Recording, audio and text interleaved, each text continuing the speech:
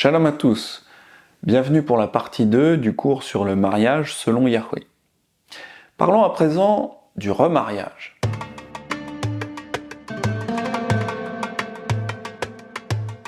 Pour les quelques personnes qui y sont appelées, le célibat est une situation idéale pour servir Elohim pleinement. Cependant, pour la plus grande majorité des gens, l'idéal c'est la monogamie engagée à vie. Pourtant, parce que la plupart d'entre nous ont appris les mauvaises choses dès leur plus jeune âge, beaucoup d'entre nous ont des situations catastrophiques aujourd'hui.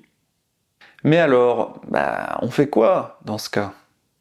Shaul nous dit qu'un homme qui se retrouve détaché de sa femme devrait idéalement ne pas se remarier, mais se recentrer complètement sur Yahweh.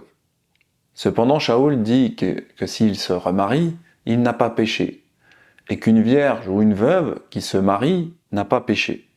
C'est parce que le mariage est une institution noble si nous l'utilisons pour servir Yahweh dans l'esprit. Es-tu lié à une femme ? Ne cherche pas à rompre ce lien. N'es-tu pas lié à une femme ? Ne cherche pas une femme. Si tu es marié, tu n'as point péché. Et si la Vierge s'est mariée, elle n'a point péché. Mais ces personnes auront des tribulations dans la chair, et je voudrais vous les épargner. Shaul nous dit aussi qu'à moins qu'elles ne se donnent à Yahweh dans le célibat, les veuves en âge de procréer doivent se marier et porter des enfants à Yahweh. Je veux donc que les jeunes se marient, qu'elles aient des enfants, qu'elles dirigent leur maison, qu'elles ne donnent à l'adversaire aucune occasion de médire. En revanche, celles qui sont renvoyées pour immoralité sexuelle ne peuvent pas se remarier, à moins que leur mari ne leur écrive une lettre de divorce. Et même s'il lui a écrit une lettre de divorce, elle est techniquement toujours mariée avec lui, et devrait se repentir et retourner vers son mari. Cependant, s'il lui écrit un certificat de divorce et qu'elle se remarie, son remariage rompt définitivement son mariage avec son premier mari. C'est alors qu'elle ne peut plus retourner vers lui, comme dans Deutéronome 24.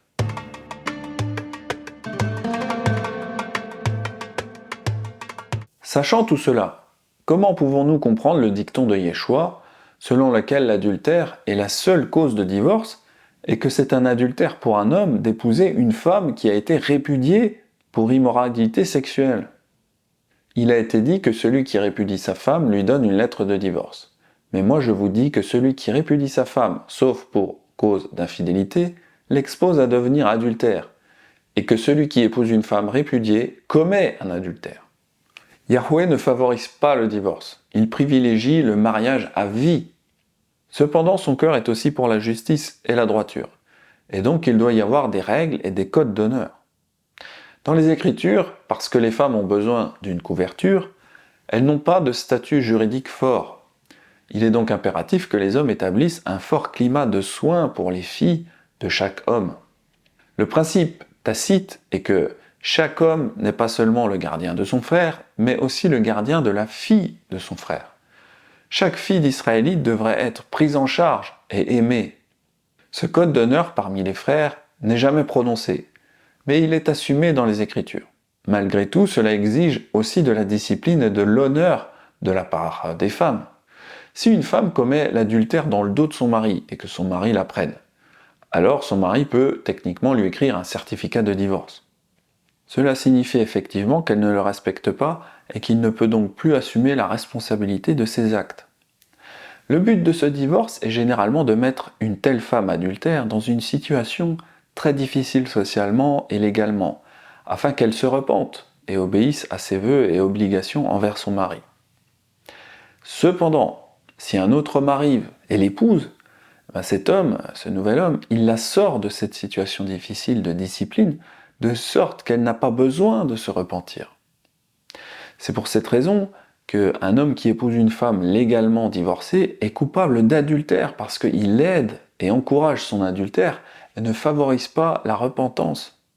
De même, si un homme répudie sa femme illégalement, c'est-à-dire pour une autre cause que l'immoralité sexuelle, et que cette femme épouse quelqu'un d'autre, techniquement, elle a commis l'adultère, en ce sens qu'elle a rompu leur alliance conjugale.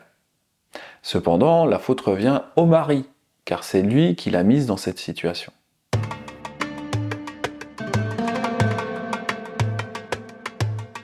Yeshua a vécu à l'époque du Second Temple, dans ce qu'on appelle l'ère tanaïtique.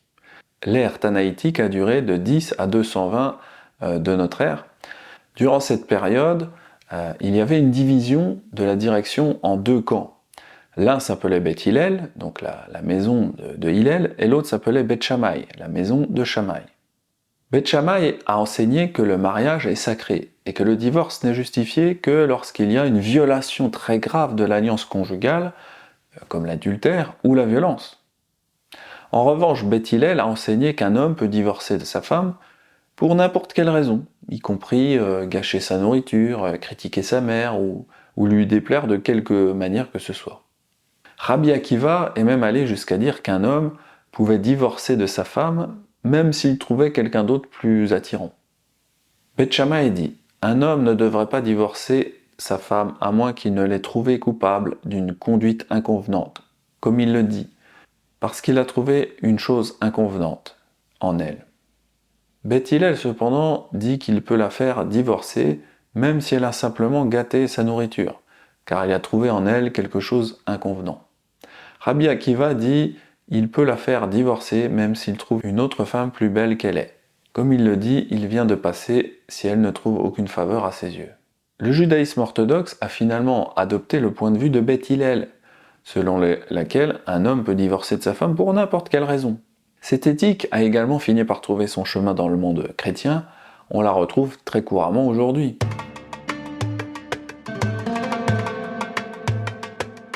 Nous avons vu plus haut que le roi Hérode a incité Hérodias à quitter son mari Philippe. Dans Matthieu 19, les pharisiens sont venus à Yeshua et l'ont testé, lui demandant s'il était correct de répudier sa femme pour n'importe quelle raison. Il semble probable qu'ils voulaient voir s'il pouvait amener Yeshua à condamner le mariage du roi Hérode afin que le roi Hérode l'emprisonne ou le tue, comme Yohanan Amadbil, alias Jean-Baptiste. Les pharisiens l'abordèrent et dirent pour l'éprouver « Est-il permis à un homme de répudier sa femme pour un motif quelconque ?» Il répondit « N'avez-vous pas lu que le Créateur, au commencement, fit l'homme et la femme, et qu'il dit « C'est pourquoi l'homme quittera son père et sa mère et s'attachera à sa femme. Et les deux deviendront une seule chair.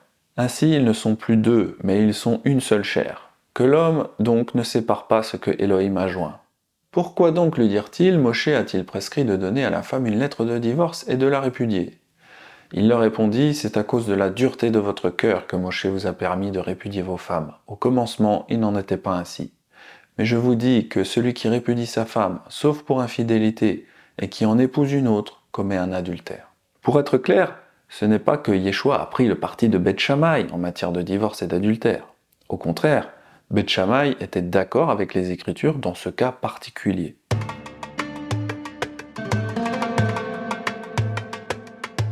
Yahweh a dit à Hoshea, Osée, de prendre une prostituée pour femme, symbole d'Éphraïm, afin que son peuple puisse voir le genre d'amour et de dévouement qu'il a envers nous, même si nous lui sommes infidèles. Lorsque Yahweh commença à parler par Osée, Yahweh dit à Osée, va, prends-toi une femme prostituée et aie des enfants de prostitution, car le pays a commis une grande prostitution en s'éloignant de Yahweh. Même lorsque la femme d'Osée, Gomer, s'est vendue comme esclave sexuelle, Osée l'a cherchée et a payé le prix pour la racheter. Tout cela, c'était pour montrer le genre d'amour loyal et de fidélité que Yahweh et Yeshua ont envers nous. Et c'est l'esprit que tous les maris israélites devraient avoir. Yahweh me dit, va encore et aime une femme aimée d'un amant et adultère. Aime-la comme Yahweh aime les enfants d'Israël, qui se tournent vers d'autres dieux et qui aiment les gâteaux de raisin. Je l'achèterai pour 15 cycles d'argent, un homère d'orge et un léthec d'orge. Et je lui dis, reste longtemps pour moi, ne te livre pas à la prostitution, ne sois à aucun homme, et je serai de même envers toi. Car les enfants d'Israël resteront longtemps sans roi, sans chef, sans sacrifice, sans statut, sans éphod et sans téraphim. Après cela, les enfants d'Israël reviendront, et ils chercheront Yahweh leur Elohim et David leur roi, et ils tressailleront à la vue de Yahweh et de sa bonté dans la suite des temps. Plus tard, nous verrons que bien que Yahweh ait donné à Éphraïm un certificat de divorce, il n'en avait pas encore fini avec Éphraïm. Au contraire, son cœur était de la mettre dans une impasse, afin qu'elle se repente et revienne à lui. L'exemple de Yahweh est qu'un homme doit poursuivre sa femme et essayer de la reconquérir, même si elle continue à transgresser la loi. Nous ne devons pas défendre nos droits, lui donner un certificat de divorce et en finir. Au contraire, nous sommes censés accepter humblement la situation que Yahweh nous donne et prier pour nos femmes en tout temps. C'est un principe scripturaire. On peut aussi appeler cela un précepte.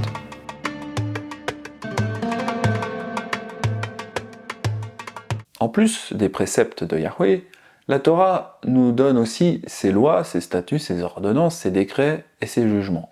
Alors que les lois, les statuts, les ordonnances et les décrets de Yahweh sont pour des situations normales, ces jugements nous disent quoi faire quand les choses ont horriblement mal tourné.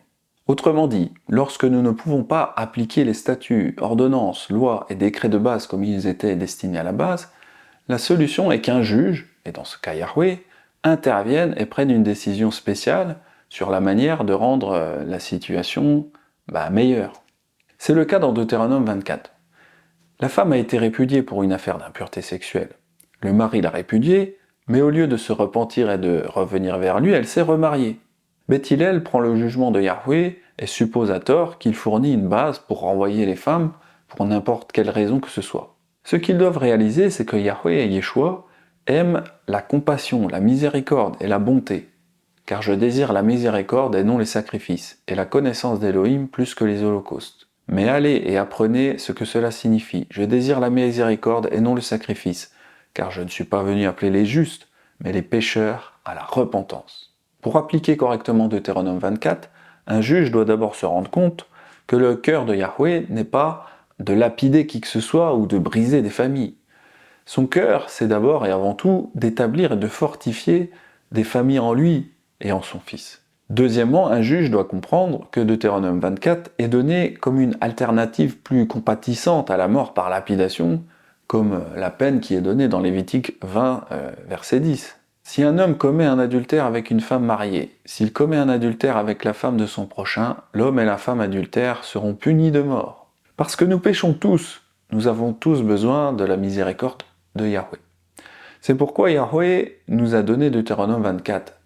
C'est pour que nous ayons un moyen de corriger une femme adultère sans avoir recours à la lapidation. C'est pourquoi le père de substitution de Yeshua, Yosef, est qualifié de juste lorsqu'il a décidé de répudier Myriam en secret, plutôt que de la lapider après avoir appris qu'elle était déjà enceinte. Alors Yosef, son mari, étant un homme juste, et ne voulant pas en faire un exemple public, voulut la répudier en secret. Dans ce cas, Yosef aurait pu légalement éloigner Myriam pour toujours, car il n'avait pas encore consommé le mariage. Et donc le mariage n'était pas encore juridiquement contraignant. Il aurait été légal pour Yosef de se retirer de l'accord au motif que les choses n'étaient pas ce qu'elles semblaient être. Sauf qu'Élohim est intervenu. Comme il y pensait, voici, un messager de Yahweh lui apparut en songe et dit « Yosef, fils de David, ne crains pas de prendre avec toi Myriam, ta femme, car l'enfant qu'elle a conçu vient du Saint-Esprit. Elle enfantera un fils, et tu lui donneras le nom de Yeshua. C'est lui qui sauvera son peuple de ses péchés. »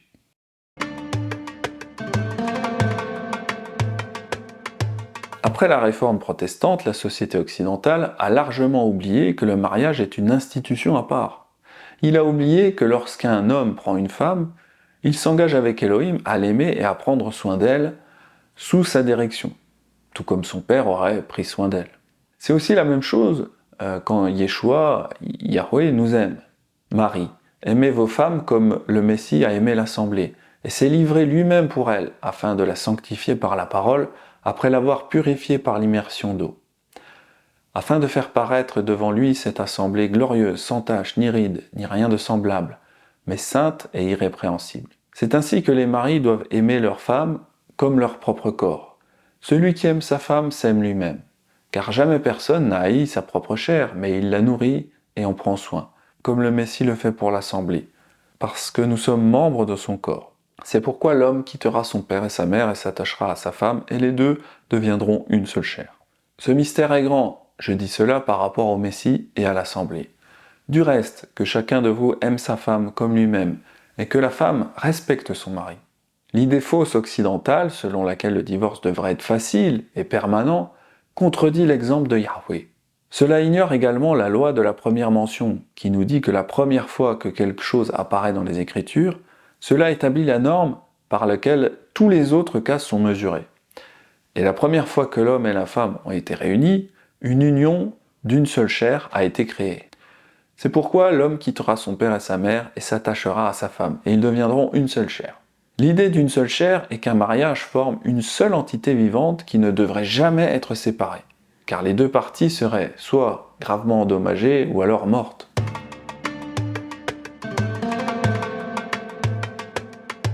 La Torah implique la responsabilité et l'honneur parmi les frères.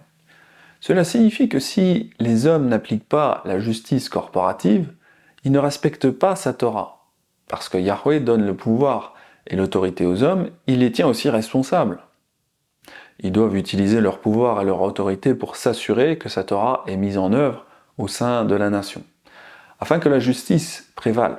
Plus précisément, ils doivent veiller à ce que la fille de chaque homme soit traitée équitablement de la même manière qu'ils aimeraient que leur propre fille soit traitée. En fait, si un homme traite injustement la fille d'un autre homme, il doit être condamné à une amende et puni, c'est-à-dire battu.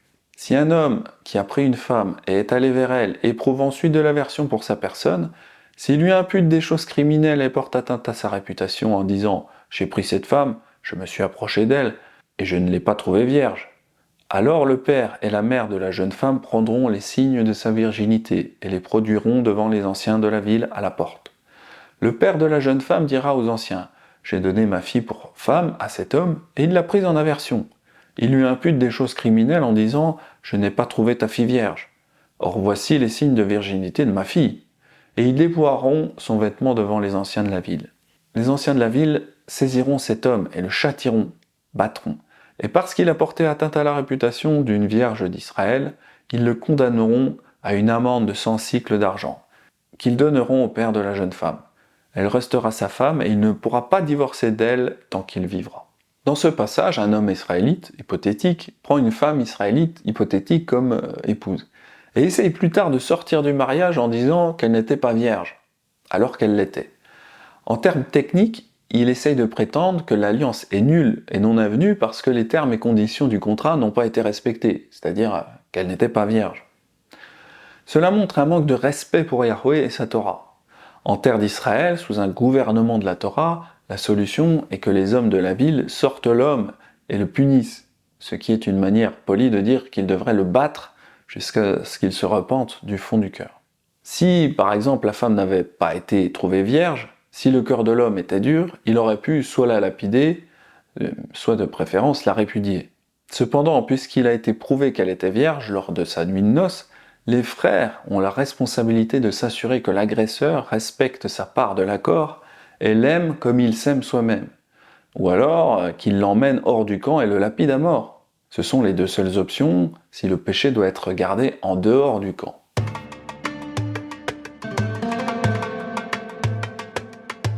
Le concept occidental de la vie privée est différent de celui que l'on trouve dans les Écritures. Dans les Écritures, tout le monde n'a pas besoin de tout savoir sur les autres, mais il y a des péchés qui affectent la communauté dans son ensemble. Et ceux-ci sont littéralement l'affaire de tous, car tout le monde est concerné. Un peu de levain fait lever toute la pâte, et ainsi les péchés doivent être signalés. Les pécheurs n'ont que deux options. Soit ils se repentent, soit ils sont mis hors du camp. Un peu de levain fait lever toute la pâte. Quand un seul homme pêche, Yahweh tient toute notre nation pour responsable, et nous pouvons tous être punis. Prenons par exemple le cas d'Akan, le fils de Carmi. Les enfants d'Israël commirent une infidélité au sujet des choses dévouées par interdit. Akan, fils de Carmi, fils de Zabdi, fils de Zérach, de la tribu de Juda, prit des choses dévouées, et la colère de Yahweh s'enflamma contre les enfants d'Israël. Josué envoya de Jéricho des hommes vers Haï, qui est près de Beth-Aven, à l'orient de Bethel. Il leur dit « Montez et explorez le pays ». Et ces hommes montèrent et explorèrent Haï. Ils revinrent auprès de Josué et lui dirent « Il est inutile de faire marcher tout le peuple, 2 ou 3 000 hommes suffiront pour battre Haï. Ne donne pas cette fatigue à tout le peuple, car ils sont en petit nombre. » 3 000 hommes environ se mirent en marche, mais ils prirent la fuite devant les gens d'Haï. Les gens d'Haï leur tuèrent environ 36 hommes, et les poursuivirent depuis la porte jusqu'à Shebarim, et les battirent à la descente. Le peuple fut consterné et perdit courage. Dans ce passage, un seul homme avait péché, en prenant des choses dévouées par interdit. et toute la communauté a été gravement punie. Le but d'être conscient du comportement des autres n'est pas d'être malveillant ou de faire des commérages, le lachonara comme on dit en hébreu. Non, ce n'est pas cela.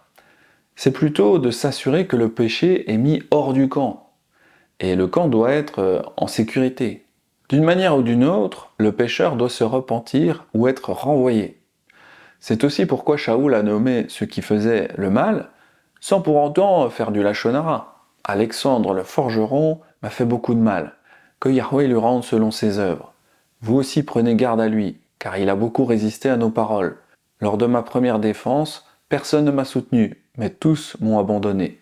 Qu'il ne leur soit pas reproché. Voilà, la partie 2 de cet enseignement est terminée. Si vous souhaitez en savoir plus sur le mariage selon Yahweh, venez voir la dernière partie en cliquant ici. Shalom à tous!